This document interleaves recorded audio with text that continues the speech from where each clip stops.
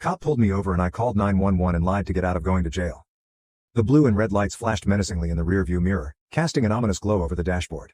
Heart racing, I pulled over to the side of the deserted road, my mind racing faster than the wheels that had just stopped spinning. The officer approached with the authoritative swagger of someone who'd seen it all. His eyes, sharp and unyielding, locked onto mine through the rolled-down window. I knew this was bad. Really bad. My mind raced through a mental inventory of the night's events, each misstep playing out in agonizing slow motion. "License and registration," the officer demanded, his voice cutting through the night air. As I fumbled through my wallet, panic surged. "Think fast," I told myself. And then it hit me. A desperate, wild idea born from pure survival instinct. With trembling hands I handed him my ID, all the while maintaining a facade of calm that belied the chaos within.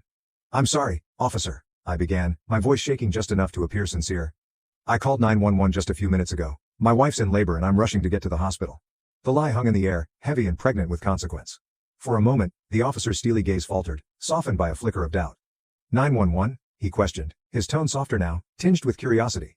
"Yes," I pressed on, my lie gathering momentum. "She's due any minute now. I'm just trying to get there in time." A tense pause stretched between us, the silence punctuated only by the distant hum of passing traffic. After what felt like an eternity, the officer nodded, his expression thawing just slightly. "All right," he relented, handing back my license. "Go, but drive safely." Relief flooded through me like a tidal wave, threatening to overwhelm the careful facade I'd crafted. With a nod of thanks, I hastily rolled up the window and eased back onto the road, heart still hammering against my ribs. As the patrol car's lights faded into the distance, I let out a breath I didn't realize I'd been holding.